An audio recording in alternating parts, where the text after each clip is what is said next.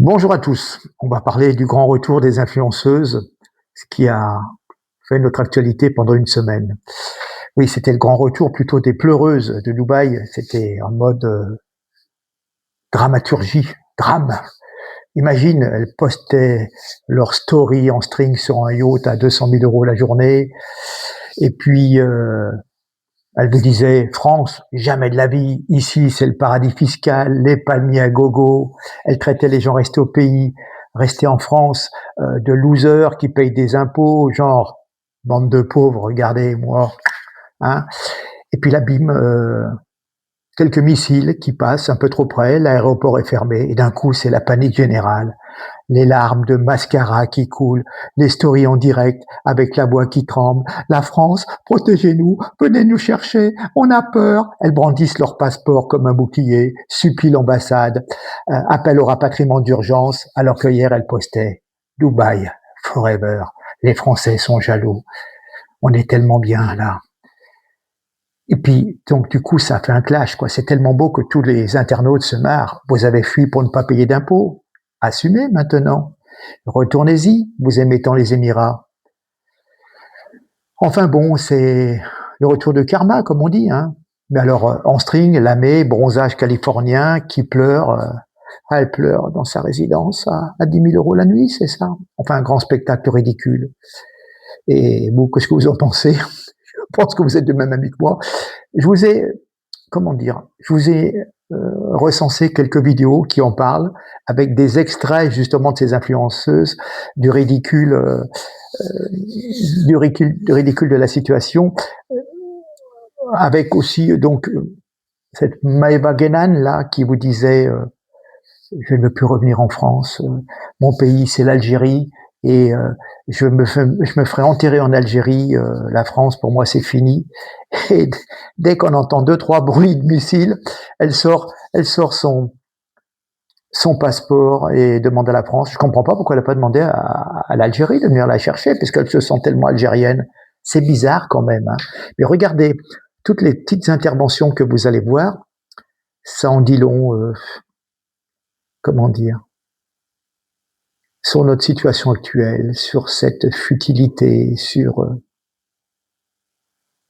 tout est joué sur l'image. Et nos jeunes enfants, adolescents, regardent cet argent facile et ça les éloigne de l'effort, du travail. Car la plupart du temps, c'est le travail quand il y en a, et c'est le travail qui peut payer. Sinon, c'est le trafic de drogue, mais là, c'est beaucoup plus risqué. Allez, on regarde tous ces gens qui ont beaucoup de talent et qui se moquent allègrement de nos pleureuses à Dubaï. Regardez, et partagez. Hein. Réjouissez de notre situation, mais est-ce que c'est normal? Vous n'avez pas vécu ce qu'on a vécu, donc les mauvaises gorges qui disent oui les influenceurs qui se moquent de nous, allez vous faire foutre. Sur les réseaux sociaux, la tension monte entre des internautes et des influenceurs français à Dubaï. Certains expatriés ont filmé leurs réactions apeurées face aux missiles entendus et vus dans le ciel des Émirats Arabes Unis. Je suis ressortissante française, j'espère que la France elle va me protéger et j'espère qu'ils vont me rapatrier en France. Et je n'ai jamais arrêté de payer des impôts en France. Sur X, Thibaut InShape, le youtubeur le plus suivi de France, a ironisé sur la situation. Les influenceurs de Dubaï, finalement, on est bien en France, n'est-ce pas? Nabila lui a répondu sur le même réseau social, le qualifiant de pauvre homme, avant de supprimer son tweet et de nuancer son propos. J'ai du mal à comprendre comment certaines personnes peuvent se réjouir ou faire de l'humour face à des situations aussi tragiques. D'autres ont dénoncé une hypocrisie de ces personnalités. Ce qui vous arrive, c'est rien à côté de ce que vous ignorez toute l'année. En moins de 48 heures, vous avez trouvé le temps pour parler de tout ce qui touche Dubaï. Mais concernant la Palestine, le Congo et tous les pays qui sont un peu dans la merde, quoi. Ça fait des années que votre silence domine. D'autres ressortissants français installés à Dubaï ont déclaré que la situation était relativement calme et qu'il fallait arrêter avec la dramatisation permanente de certains influenceurs pour faire des vues. Je suis ressortissante française, j'espère que la France elle va me protéger. Et j'espère qu'ils vont me rapatrier en France. Maëva, 2 secondes. Et je n'ai jamais arrêté. T'inquiète pas, j'appelle un colonel. C'est un colonel, Maëva. D'accord? Je suis l'armée française. Bah, j'étais de l'armée française, en fait, j'ai pris ma retraite. Regarde. Armée française. Et je vis à Dubaï. Oui, ça, on sait. C'est ça le problème, justement. C'est bon ou pas? On va te rapatrier. Laisse-moi l'expliquer au colonel. Il y a une base navale qui est à Abu Dhabi, ils vont venir. Donc arrêtez de me casser les couilles. Non, par contre, on parle pas comme ça à un colonel. Là, il va pas venir. Je te le cache pas. Vous réjouissez de notre situation. Pas te laisser en galère. Mais est-ce que c'est normal? T'as combien de kilomètres des derniers tirs, Maïva? Et je vis à Dubaï. Oui, ça je sais que tu vis à Dubaï. Mais faudrait me donner quand même plus de rangs. Tu sais, nous à l'armée, on veut quand même des coordonnées. Première fois de ma vie que je vis une situation telle. C'est important, il faut que tu me le dises. Sinon, je peux pas donner le rance. On vient de chercher où, en fait? A priori, ta chambre a fait 200 mètres carrés. Donc, faut bien que je dise exactement à l'endroit où t'es dans la chambre. Vous n'avez pas vécu ce qu'on a vécu. Non, mais on a fait d'autres choses aussi. Hein. C'est effrayant. T'es pas directement sous les tirs, quoi, je veux dire. Allez, vous faire foutre. J'aurais pas dû dire ça. Donc les mauvaises gorges qui disent oui les influenceurs qui se moquent de nous. C'est pas tous les influenceurs, en fait, c'est pas ça. Non. Vous faire foutre. Très bien.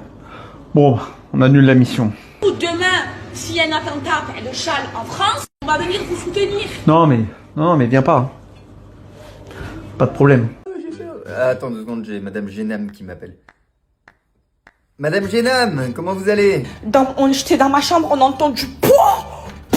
Eh oui, ça s'appelle une bombe. Wallah, je me cague dessus. J'ai jamais vécu ça. J'ai jamais vécu ça de toute ma vie entière. J'ai peur. La vérité, je claque des genoux.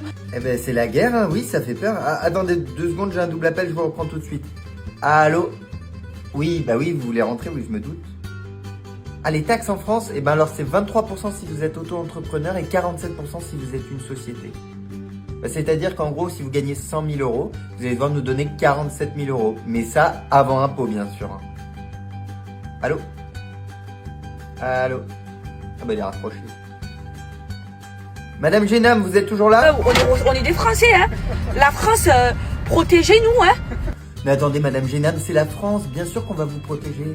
On va vous protéger à hauteur des impôts que vous avez payés depuis 5 ans. Oh non, mon Dieu, astaghfirullah ya Rabbi. C'est beau, mais c'est loin. Hey! Et là, la police qui m'appelle, qui me convoque. Non! Raconte! Je leur ai dit que je peux pas venir aujourd'hui. Ah bah non, c'est pas comme ça que ça se passe, Maïva. La police de Dubaï, c'est pas l'URSSAF de France. Là, t'as pas le choix, faut y aller. Bref, journée de merde. T'as dit un gros mot, et ça t'a pas le droit, Maïva. Pas à Dubaï, pas pendant le ramadan. En même temps, vous voulez des endroits super sécurisés. Moi, je trouve ça plutôt sécurisant que les enfants n'aient pas à entendre vos gros mots. Le gouvernement très sécuritaire de Dubaï a fait passer ce message à nos compatriotes. Ils n'ont pas le droit de communiquer sur ce qui se passe et ils n'ont pas le droit de donner des informations, sauf si elles viennent des hautes instances. Mais Maïva n'a pas été convoquée que pour ça. Elle a été convoquée aussi parce qu'elle a une interdiction de sortie de territoire. Parce qu'il y a quelques mois, elle s'est battue avec son ex-mari dans un centre commercial à Dubaï. Et le pire du pire, parce qu'elle a supprimé ses stories depuis, c'est qu'elle accepte la décision.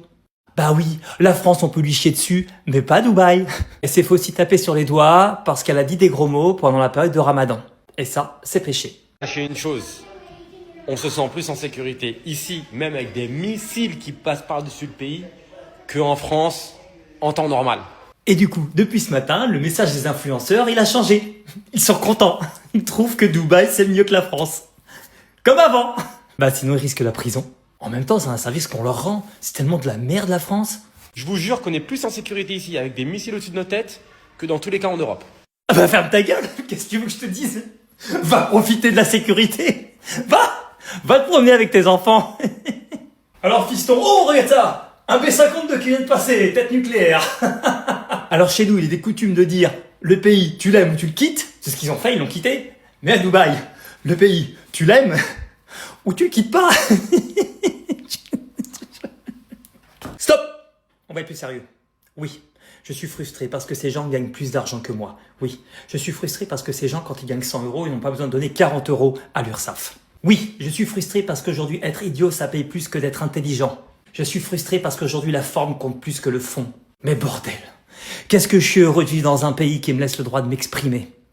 Qu'est-ce que je suis heureux de vivre dans un pays où j'ai le droit de critiquer mon gouvernement. Qu'est-ce que je suis heureux d'être intelligent. Je vais peut-être pas le mettre ça. Qu'est-ce que je suis heureux de grandir dans un pays où j'ai le droit de dire ce que je vois par ma fenêtre sans être filtré par qui que ce soit. Je suis heureux d'avoir des petites lèvres et des petites rides. Et je suis heureux quand j'ai 20 euros en poche parce que je peux aller au bar et me payer 4 bières avec des copains. Ah. C'est l'URSSAF. Oui, allô? Oui, j'ai 20 euros, oui. Ah, d'accord. Au revoir. Bon, mais il me reste plus que 12. Bon, après, 12 euros, ça suffit. Hein. On prendra 2 bières, on partagera. Je suis content de donner à l'URSSAF. Non, je suis pas content.